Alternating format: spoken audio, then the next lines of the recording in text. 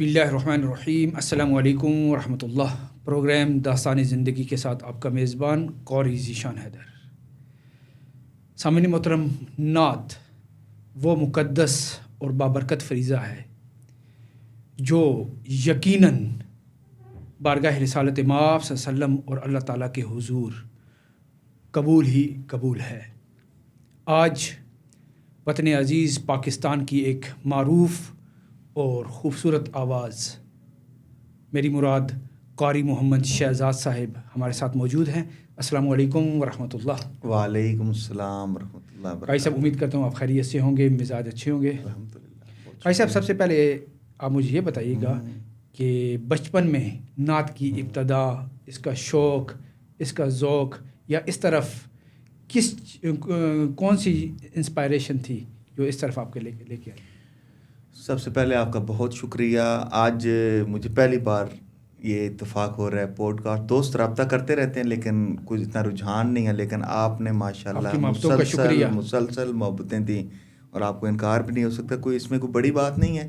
میرا بیسکلی مزاج نہیں ہے گفتگو والا، لیکن یہ کہ آج آپ کریں گے. آپ نے موقع دیا، بہت شکریہ. نعت تو ساری دنیا آپ سے ہر پلیٹ فارم پہ ہر جگہ پہ آپ کے سے سن رہی ہے، لیکن چلیں یہ گفتگو کا بھی سلسلہ ہونا چاہیے. یہ قبلہ قاری صاحب، ابتدا اس طرح ہوئی کہ میرے والد گرامی الحمدللہ جب ہم نے ہوش سنبھالا اس وقت سے مسجد کی ایک خدمت میں تھے اور امامت کے فرائض اسلام آباد میں، وہی ہمیں گاؤں سے یہاں اسلام آباد لے کر آئے.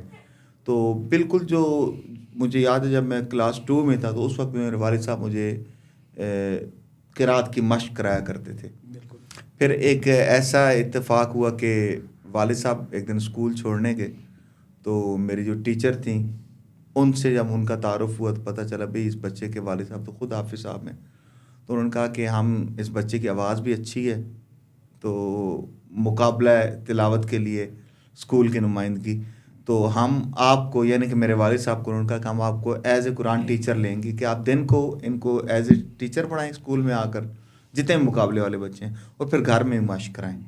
تو میری جو ابتدا ہے وہ قرات سے ہے. بالکل. میں کافی عرصہ تک پبلکلی لوگ یہ جانتے نہیں ہیں کہ آپ نے باقاعدہ قرات پڑھی ہے. اچھا، یہ ٹیکنیکل بات بھی سن لیں قرات سے آپ نعت کی طرف آئے ہیں. جب آپ قرآن پاک کی، ایک تو ویسے بھی برکت ہے ہی ہے، لیکن جو بندہ قرآن پاک کی تلاوت کے ساتھ مشق کرتا ہے نا، اس کو نعت شریف پڑھنے میں بڑی آسانی رہتی ہے. معیاری نعت کی میں بات کر رہا ہوں. اس کے آپ زندہ مثالیں لے لیں. جو لوگ جانتے ہیں پرانے حضرت قاری خوشی محمد الازہری، جی بہت معیاری نعت پڑھا کرتے تھے. قاری کرامت صاحب کو ہم نے سنا. بلکہ میں تو یہ بھی کہتا ہوتا ہوں کہ جتنی اچھی نعت قاری پڑھ سکتا ہے وہ، جی ہاں بالکل، کیونکہ قرآن پڑھنے سے گلا کھل جاتا ہے. تلفظ جو آپ ادا کریں گے تو جب آپ قرآن پاک کے تلفظ درست کر لیتے ہیں تو اردو کے تلفظ کے لیے کوئی مشکل نہیں ہے. بہرحال وہ میری ابتدا ہے. اور یہاں پر میں ایک چھوٹی سی بات بھی شیئر کروں کہ اس وقت مجھے ایک تجربہ ہوا. جو میری اسکول کی ٹیچر تھیں، اللہ تعالیٰ کا غریق رحمت فرمائے، شاید اب دنیا میں نہ ہوں کیونکہ اس وقت بھی کافی ضعیف تھی. میں بات کر رہا ہوں 1993 کی، تقریباً 94 کہہ سکتے ہیں. تو وہ ایک جو ہے نا، خاص کر نئے سننے والے سنیں میری بات بڑے غور سے. وہ جو نعت مجھے تیار کرواتی تھیں تو ٹیپ ریکارڈ پر کیسٹ چلا دیتی تھی. ریکارڈنگ کرتی تھیں آپ کی؟ نہیں، وہ مجھے نعت سنوایا کرتی تھی سید فصیح الدین سہروردی صاحب کی. اور دل کے ذکر رسول پاک نے ایسا بدل دیا، سارا میرے وجود کا نقشہ بدل دیا. وہ میری پہلی نعت ہے جو میں نے باضابطہ پڑھی. وہ 4 اشعار انہوں نے مجھے 8 سے 10 مرتبہ روزانہ سنوانی. سن کے پھر وہ کہتی تھی آپ بیٹا اس نعت کو پینسل سے اپنی نوٹ بک پہ لکھیں. اچھا، وہ میں لکھ بھی لیتا تھا. اس کے بعد وہ کہتی تھی کہ آپ اس کے ساتھ آواز ملا کے پڑھیں، یعنی کہ جو لسننگ ہے اس کا بہت زیادہ آپ کو فائدہ ہوگا. اس دن قاری کرام اللہ محسن صاحب کی بات بڑی پسند آئی. فرماتے ہیں کہ جتنے آپ کے سریلے کان ہوں گے اتنا آپ کا سریلا گلا ہوگا. اچھا سننا جو ہے نا وہ انسان کو بہت زیادہ فائدہ دیتا ہے. جزاک اللہ. اچھا، اس میں آگے اگر جائیں تو نعت کے بہت سارے ادوار گزرے ہیں. اگر ایٹ کرنٹ ہم حافظ نعت اور نعت کا جو اسلوب ہے، آپ کیا سمجھتے ہیں کہ کلام کا انتخاب، شعراء کا شعر لکھنا اور آج کی جو محفل نعت ہے اور آج سے کچھ عرصہ پچھلے چلے جائیں، کتنا فرق آ گیا ہے؟ قاری صاحب، اس کا اگر آپ مجھ سے تفصیلی جواب چاہیں تو شاید یہ آج کے نشست کم ہے بھی بڑی تلخ حقائق نہیں، میں تو الحمدللہ کھل کے بات کروں گا. بات یہ کہ اللہ رسول کی رضا کے لیے بات کرنی ہے نا. دیکھیں، مجھے یاد ہے ہم نے تقریباً 90s میں محفلیں سنی ہیں. بہت ساری وہ محفل جو میں اس دور میں سننے کے لیے جایا کرتا تھا، اللہ تعالیٰ نے سعادت بخشی کہ اس میں بعد میں ایز اے مہمان نعت خواں بھی مجھے پڑھنے کا موقع ملا. بے شمار ہیں. آپ اگر غور کریں تو سن 2000 سے پہلے کا جو وقت ہے اس میں تو جناب موسیقی کے بھی آداب ہوا کرتے تھے. بے شک. بات آپ میری تھوڑی سی ہے نا وہ سمجھنے کی کوشش کریں. ٹھیک ہے، اس میں بھی بڑا شاعری کا خیال کیا تھا. قوالی لے لیں، غزل گائکی لے لیں، تو اس طرح نعت کے دیکھیں جس ایک معیار تھا نا. الحاج خورشید صاحب جہاں پڑھا کرتے تھے، قاری وحید ظفر قاسمی، سید فصیح الدین سہروردی. تو اس میں جو ہے وہ جو سن 2000 کے بعد جو ابتدا ہوئی ہے نا، جو مکسنگ زیادہ ہو گئی ہے، چھنکار لائی گئی ہے، مکسنگ زیادہ، اسے بیڑا غرق کیا ہے. یہ میں جو ہے نا وہ درد دل آپ کے سامنے رکھ رہا ہوں. لیکن اس میں چونکہ بات یہ ہے کہ بہت سارے ہمارے احباب ہیں، اس کو آپ شترے بے مہار کہہ سکتے ہیں، ان کے اوپر کسی کی کوئی جو ہے نا کنٹرول اتھارٹی نہیں ہے. وہ اپنے آپ کو عقل کل سمجھتے ہیں. اچھا، اس میں ایک اور بھی چیز ہے کہ آپ کیا سمجھتے ہیں، آپ شب و روز محافل میں ہوتے ہیں اور طول و عرض میں، ملک کے طول و عرض میں آپ کا آنا جانا ہوتا ہے. نعت خوان کا زیادہ اس بگاڑ میں کردار ہے، آرگنائزر کا زیادہ کردار ہے، پبلک کا زیادہ کردار ہے؟ کہاں پر زیادہ یعنی کہ آپ سمجھتے ہیں کہ کمزوری پائی جائے؟ بھائی جان، بات یہ ہے کہ اس وقت ہماری جو محفلات میں آرگنائزر ہیں نا، وہ معذرت ہے، وہ پرفارمر کو بلا رہے ہیں کہ پرفارمنس کس کی اچھی ہے، نعت خوان کو نہیں بلا رہے. ٹھیک ہے، ہر حقیقت ہے. بات یہ کہ آپ کو اگر نعت سے پیار ہو نا، تو آپ جس کو نذرانہ پیش کر رہے ہیں آپ اس کو پابند کر سکتے ہیں کہ جناب یہ ہم آپ کو پیمنٹ کر رہے ہیں، نعت کا یہ معیار آپ نے قائم رکھنا ہے. ٹھیک ہے، آرگنائزر کا یعنی کہ پرپز یہ ہوتا ہے کہ چک سی محفل کے کون پڑھنے والے آپ سے جناب ماشاءاللہ اکاؤنٹ میں پہلے لے رہے ہیں، اور آ کے پھر بدماشی بھی کریں کہ جناب نہیں میں اتنے بجے پڑھوں گا، میرا یہ ٹائم ہے اور میں یہ گھڑی ہوگی اور میں نے اتنے مائک چھوڑنا ہے، دوسری محفل پہ آ رہا ہے. کیوں پیمنٹ آپ کر رہے ہو؟ ٹھیک ہے، حضور کی نعت کا نذرانہ دے رہے ہیں، اس میں کوئی بات نہیں ہے، لیکن آپ کم از کم جو ہے نا اپنی تھوڑی سی منائیں، ساری ان کی نہ مانیں، ان کو پابند کریں کہ بھائی جان بات یہ ہے کہ یہ حضور کی نعت ہے، ہم نے سرکار کی رضا کے لیے محفل سے جائیے. دیکھیں کہ عذر شریعت ہمارے ہاں دو طرح کے پیمانے پائے جاتے ہیں نا، کہ عذر شریعت تو زیادہ راہ دینا بنتا بھی ہے. حضرت اعظم چشتی علیہ رحمہ یا قبلہ ظہوری صاحب، یہ چند احباب جن میری جو ہے وہ ذاتی رائے ہے، یہ جو بڑے لوگ تھے نا، انہوں نے حضور کی نعت کو باضابطہ طور پر نہ تبلیغ کا ذریعہ بنایا. بے شک ایسا ہی ہے. ٹھیک ہے، ایسا ہی. اور پاکستان میں یہی ترویج کا سبب بنے، یہی اب آپ پھر اس کے بعد آپ دیکھیں کہ آج سے 50 سال پہلے ہمارے جو محفل کا سفر ہے آج تک، اس 50 سال میں ہم لوگ آج کس مقام پہ کھڑے ہیں، اور ہمارے مقابل جو لوگ تھے انہوں نے اپنا جو ہے وہ تنظیمی کام کتنا کیا. آج ان کے پلر کتنے مضبوط ہو چکے ہیں، ان کی ادارے دیکھ لیں. سب سے بڑی بات یہ کہ وہ اپنے صرف ادارے کے بیاف پہ ایک کال دیتے ہیں تو ان کے ہزاروں نہیں بلکہ لاکھوں اسٹوڈنٹس اور علماء اور ان کے وابستگان سڑک پہ ہوتے ہیں.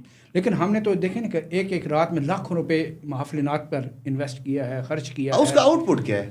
یہی تو اب سوال ہے، آؤٹ پٹ کیا ہے، پبلک کو کیا ملا ہے؟ اس پر تو میں بھی خاموش ہوں. کچھ نہیں، میں تو بہت چھوٹا ہوں، مجھ سے بڑے بیٹھے ہیں. اچھا، سوال کیا جائے. اچھا، اس میں ایک اور بھی چیز ہے کہ ہم بھی جب اپنے استاذ گرامی کے پاس پڑھتے تھے تو وہ بتاتے کہ ایک نعت کے چند اجزاء ہیں، کم از کم ان کو تو ملحوظ خاطر رکھا جائے. فضائل مصطفیٰ صلی اللہ علیہ وسلم، شمائل مصطفیٰ صلی اللہ علیہ وسلم، اور کیا کہتے ہیں مناجات آخر میں آتا ہے.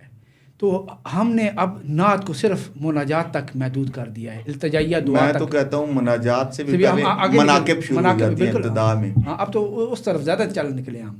تو اس بارے میں آپ کیا کہیں گے کہ ہم جو نعت کی اصل روح تھی، اصل نعت تھی، یا نعت کی جو اصل ڈیفینیشن ہے اس سے کیوں ہٹ گئے ہیں؟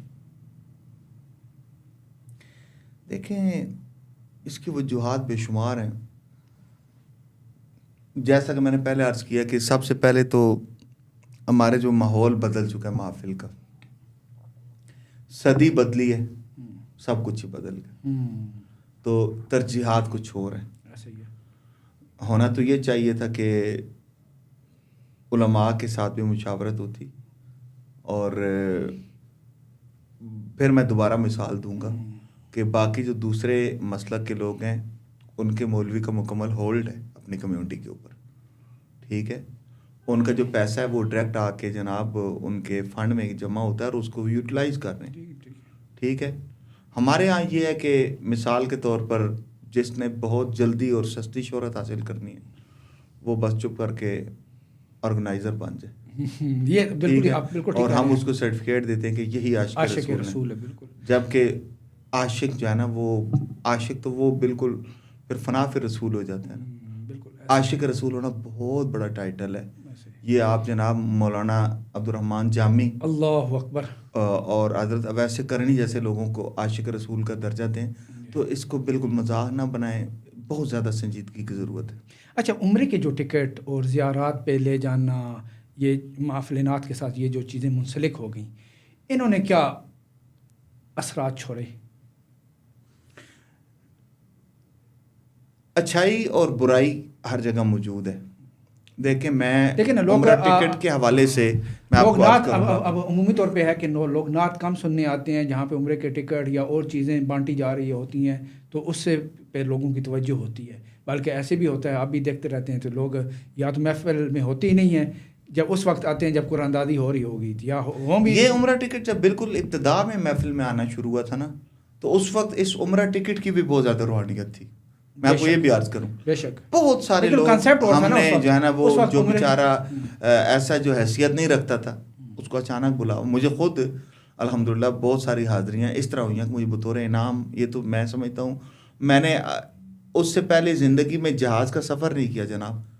ایک دل میں نیت تھی کہ جب بھی بائی ایئر ٹریول ہوگا وہ سب سے پہلے انشاءاللہ مکہ اور مدینہ کا ہوگا، تو اللہ تعالیٰ نے مجھے اس کا ریٹرن دیا کہ مجھے سب سے پہلے عمرے کا ٹکٹ عطا ہوا سن 2011 میں، اور اس کے بعد الحمدللہ بھی پچھلے ماہ بھی میں حاضری پیش کر کے آیا ہوں، اور وہ بھی مجھے بطور انعام ہی دیا گیا۔ تو آج یہ ہے کہ اس کو عمرہ ٹکٹ بہت اچھی بات ہے، لیکن تھوڑا سا پیمانہ ضرور بنا لیں۔ آپ مستحقین کو تلاش کریں، ان کی ایک لسٹ بنا لیں، بالکل اس کو نیلام گھر نہ بنایا جائے۔ ہاں، یہ بات ہے نا، یہ فرق ہونا چاہیے۔ جی ہاں، اس چیز میں فرق ہونا چاہیے۔ اچھا، ایک اور بھی چیز ہے نا کہ ہمارے ہاں محافل میں یہ ٹرینڈ ہے کہ 20 بندوں کو عمرے کے ٹکٹ بھیجنا ہے، لیکن وہ 3rd کلاس میں دینا ہے، تو 3rd کلاس۔ کئی آرگنائزرس کے یعنی کہ ہمیں لوگ بتاتے رہتے ہیں کہ کچھ تو صرف اعلان کر دیتے ہیں، بے شمار ہمارے سامنے موجود ہیں جن کو میں جانتا ہوں، ان لوگوں کو ٹکٹ دینے والوں کو بھی اچھی طرح جانتا ہوں جنہوں نے بعد میں نہیں دیا، بالکل نہیں دیا۔ اور بہت سارے ایسی محافل جس میں اعلان کیا گیا کسی کے لیے اور ان کو ملا نہیں ہے، بس وہ وقتی جو ہے وہ ایڈورٹائزنگ کی گیا فلاں نمائشی ہوئی نا صرف وقتی طور پہ۔ ہاں ایسا ہی ہے، کمپنی مشہوریاں کرائی گئی کہ اسپانسر کیا گیا جناب فلاں کی طرف سے ٹکٹ۔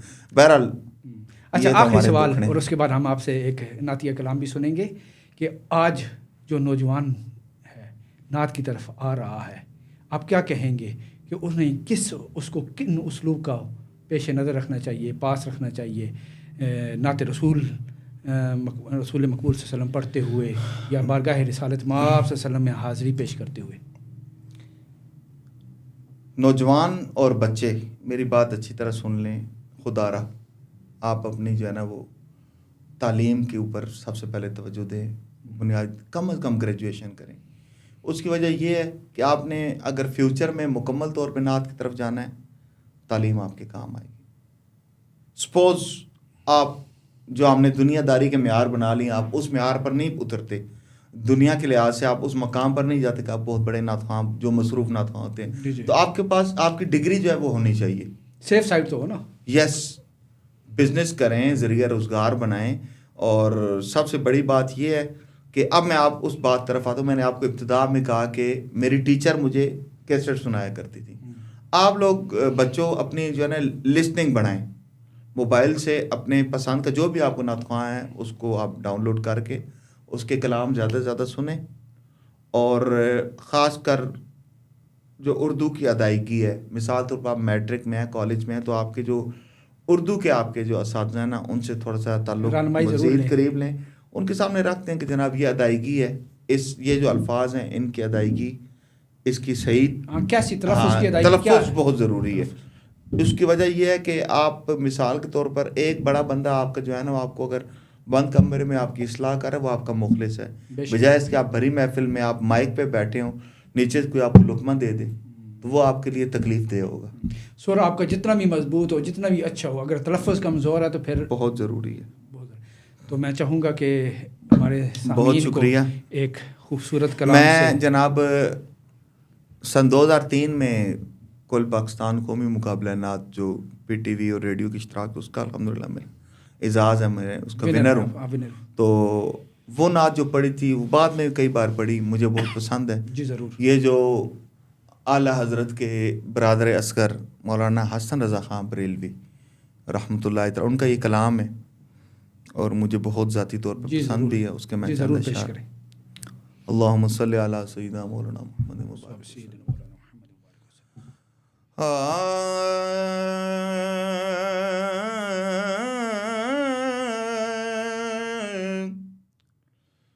دل میں ہو یاد تیری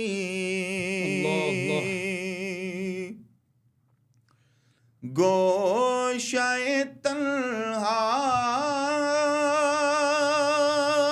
تنہائی ہو، بہت خوب،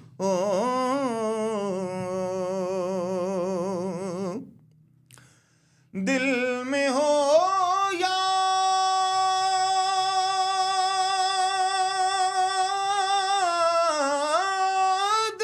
تیری گوشۂ تنہائی ہو،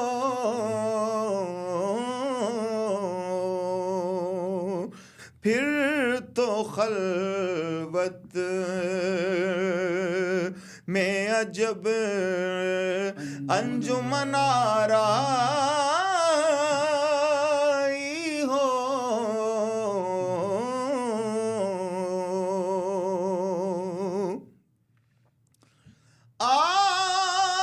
آستانے پہ تیرے سر ہو، اجل آئی ہو، واہ کیا کہنے، بہت خوب، بہت خوب۔ آستانے پہ تیرے سر ہو، اجل آئی ہو،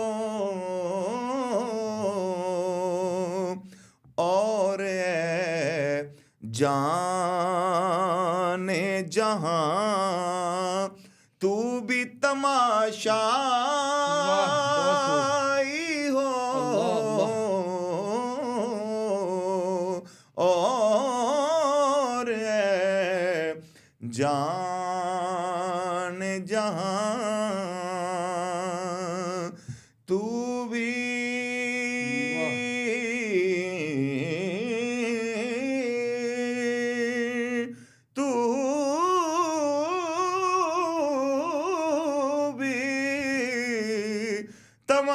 تماشائی ہو،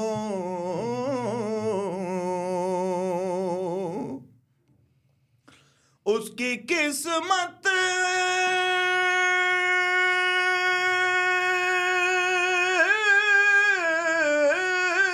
پہ فدا تخت شہی کی راحت،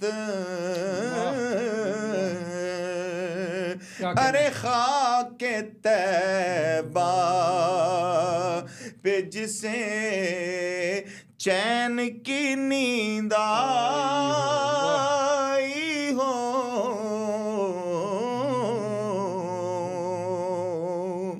حاصل کلام آخری شعر۔ آج جو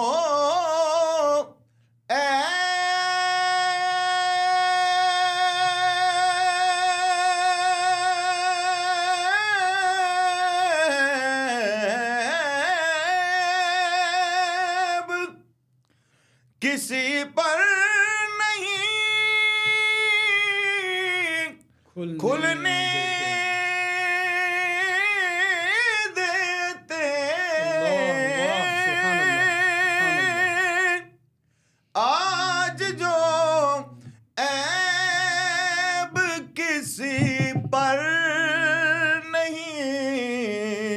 بھولنے دیتے،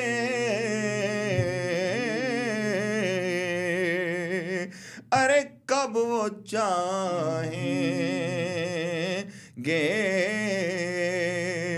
میری حشر میں رسوائی ہو،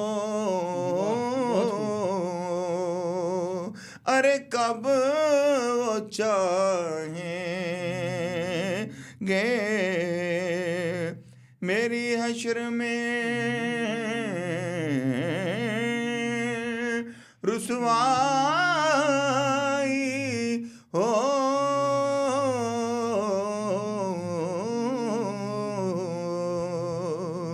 دل میں ہو یاد تیری۔